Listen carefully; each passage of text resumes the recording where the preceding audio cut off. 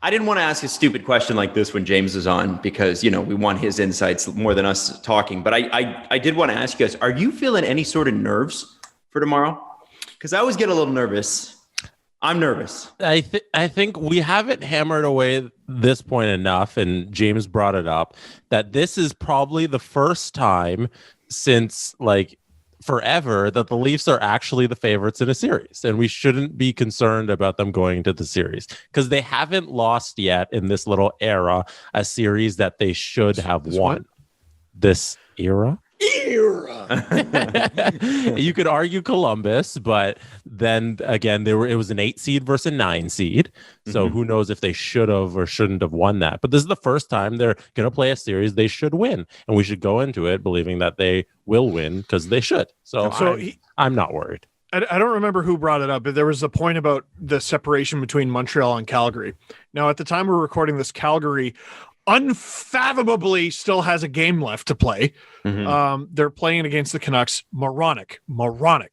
But it doesn't matter what happens in this game. They already have more wins than the Montreal Canadiens. They have 25 versus the Canadiens 24. The 6-point gap between them is Montreal's 11 overtime loss points versus Calgary's 3. Now, I know some Habs fans are going to be rolling their eyes and they say, hey, you want to play that game? Look at the Leafs and Oilers. Okay, fine. Let's play that game. If you, the difference in points between the Leafs and Oilers is 5. The difference in overtime loss points between the Leafs and Oilers is 5. So if you want to leave it at that, the Oilers and Leafs are evenly matched. They have 35 wins each. But if we're going to do that with the Leafs, dude, the Flames, based on wins alone, should be playing the Leafs in the first round instead of the Habs. I think actually the team that I wrongly rooted for, the Dallas Stars, I think they had 15 overtime losses this year. It's an insane number. It's crazy. Why am I? Holy mackerel. How is that even possible? So they went to 8 shootouts this year, lost 6 of them. And that cost you a playoff spot right there. There were only 4 back in Nashville. But they only had 23 wins. That's dismal. That's really bad, man. Compared to that puts them near the bottom of the league. Let me see here. That ties them with the Sens, ties them with the Canucks. The Canucks could pass them tonight, and it's barely ahead of the bottom feeders like the California teams, Detroit. And the Buffalo's way. Adam, are you nervous? Well, I know you asked the questions. I think the question. I should have contextualized the question a little bit more. Even going into a match that you should win, like for me, when I wake up in the morning and I show up at Virgin Radio for the morning show, I'm still nervous. I'm nervous every morning, not like in a debilitating sort of way, but there's that nervous excitement. You get a little bit, game timing, and I'm starting, and I always did in hockey as well when I played. Maybe that's the reason I sucked. Probably isn't. But I wondered, not if you're worried about the series, but if you get any sort of pre-playoff jitters, as in just because anything can happen. You know that. So is there anything that you're are you guys sailing into this series feeling completely comfortable? You don't give a shit. I'm mentally in a completely different spot than I've been ever. 2013, 17 was house money. 13 and 17 felt like house money. They were just exciting. Yeah. It was great, we're here. Thank God. Yeah. Isn't this neat? And then 18, 19, I lived and died with every shift. It was genuinely unhealthy. I did damage to my life. I shortened it. Blue Jackets, I barely have physical memories of that series. Almost none too. And it's because you want to just sweep it under the rug and make it go away forever. Well, it was just such a weird thing. I genuinely did not like that team. That season they were just pulling teeth, and then we had to wait months and months. And I'm like, you are fully going to go 5 games and you're definitely going to lose. And I'm going to hate you for it. Plus I had a month-old baby and was just angry all the time because I had not slept. It sucks. Let's be honest. Yeah, but the month-old baby thing sucks. Every conversation the cry I potato. don't know. You phase. guys make sound having kids sound awesome. Newborn baby hard. Rest of it pretty fun. Yeah. Okay. Yeah. Even Leo could tear stuff down and break stuff, and that kid at least once a day will, like, kids have a way of just cutting through all your insecurities. I have a mole on my eyelid. Leo will grab it with his fingernails once a day. And after about 5 seconds, I go, and I love him because he sleeps 12 and a half hours a night. Okay. That's the thing. I'll take 40 meltdowns if it means I don't have to wake up at 2 a.m. to put someone back to bed for an hour. I'll get cosmetic surgery from my 10-month-old son every day if it means he sleeps 12 and a half hours a night versus what he was in the cry potato phase. Oh, God. But there's no, every conversation leads back to it's hockey, anything can happen. But based on the percentages, there's no real reason to think the Leafs will lose here. There isn't. And like, the more I tell myself that, the more I actually believe it. And it's calming me down. Like, even if they were to lose game 1. Yeah. Mm-hmm. Game 2, and then I'm nervous. But they should win. They should freaking win. But like, even the game 1 thing, we just saw over the weekend, like 3 favorites lose game 1. Like, if that, And if how that many won game 2? and then all of them went out and won game 2. Exactly. You know? So Yeah, but I just wonder what Steve and Jesse am I going to get if the Leafs lose tomorrow night? What am I going to get on Friday for our very first Friday show? it's going to be you better win game 2. It's you better go into but like, still, okay, it's one game, you're still the favorite. Go win game 2, you better win it. And I expect them to do that. I agree. But it's also like the Leafs could get their ass kicked.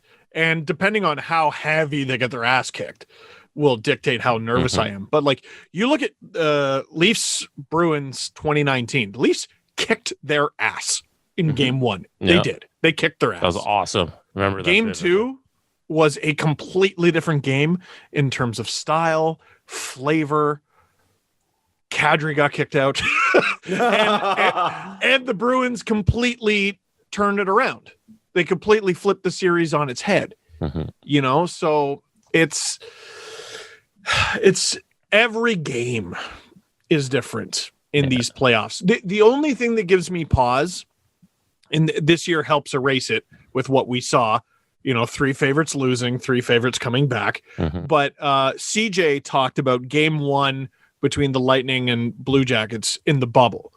And if you're the Lightning, I would love to know what it was like mentally to go through that entire game.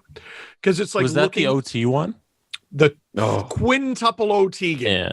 So it's like staring your worst nightmare in the face too, because they had just, they were getting over their President's Trophy win, lost to the Columbus Blue Jackets.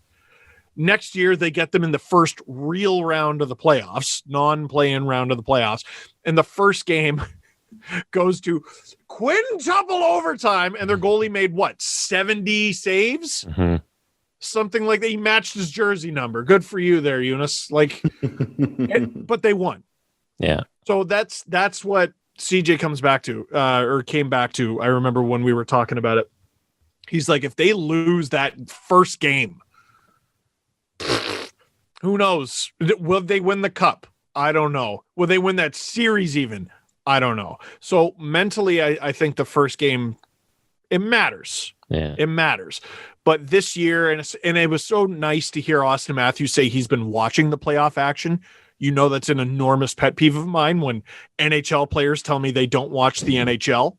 Cool. To hear that he's actually been watching gives me comfort. Like, again, they should win. They should win this series. Watching Pittsburgh, New York on Saturday in game 1, I came out not like, I'm not a Pittsburgh fan, but I picked them to win the series and I want to be right. So I'm cheering for Pittsburgh. So I'm watching the game and coming out of it, I'm like, okay, they lost in overtime, but Pittsburgh was the better team and they just didn't capitalize on X, Y, and Z. And then going into the game on Monday, it was such a low event hockey. Like the Islanders, they played the exact same game. They played the exact game they wanted to play. and they lost the game because coming out of game one, Pittsburgh was still that better team. And then going into game two, they were still that better team, and everything went right their way in game two. So like looking at that, I'm like, okay, everything can go right for the Leafs in game one and they can still lose, but there's all that confidence going into game two, and then everything can go right in game two and they can come out with the victory. So like, that's how I'm looking at it. Mm-hmm. I like that the numbers aren't treating the Leafs like they're them. I do appreciate that, because every Leaf fan in their head, every Leaf fan who even like believes in them hardcore is probably saying Leafs in 6 because they have to give Montreal 2. Yeah. You know what I mean? Mentally, and the numbers say no, 5. I'm like Leafs in 7, you know? Money Puck's model has the Leafs going to the final. I think it did. I don't want to speak out of school here, but Don Lucian's model has them going to the final. I'm pretty sure. I want to say against the Colorado Avalanche. I've never killed a man, but producer Drew, come on down. You know, there it is. They should. I'm far more comfortable than I've been. Maybe it's the May weather. You know, maybe it's the fact that it's been sunny for like a week straight, and I can accomplish anything when the sun's out. You got vitamin D in you? You got vitamin D, and like... How much vitamin D, Steven? Hey, you see, I take 4 a day because I live in Canada, and it's depressing. Everyone's like, Bogosian's back even. Hyman is back. Bogosian being back, by the way, is oddly comforting, isn't it? I cannot believe this player. I really Stanley can't. Cup champion, Zach Bogosian. Yeah, like it's just, yeah. And it's great from a strategic standpoint too, because when the Habs posted their lines, like everyone was focusing on Kotkaniemi doesn't look like he's going to play game one, Romanov and not Deneau, Caulfield. Mm-hmm. So, and as a Leaf fan, I'm like, oh, Caulfield's kind of scary, so that's cool. And Romanov's not a bad player at all. And Kotkaniemi, I think, is okay. He's just been struggling. But then they showed the lines, and they showed that third line of Perry, Stahl, and Anderson. And I'm like, gosh, I wonder what they're supposed to do. I wonder what their plan is. And it was that line made me look at the Leafs lineup, and I went, it'd be nice to have Bogosian back. That would be nice. I want to see Joe Thornton and Corey Perry fight. They might get your wish. I want to see the old man war. Yeah, dude, I hope it happens. it's like 2 lines that would be first lines in 2012. Yeah, even with like a 14-year-old Josh Anderson or whatever. It's an Olympic team. Yeah, and like Simmons and Perry, I think, fought in 2012. Someone posted it, and like I'm sure like Perry and Thornton played in California together for like a decade. I'm sure they hate each other's guts, and or like a decade and a half, forever. Those teams, you know, it's I'm very excited.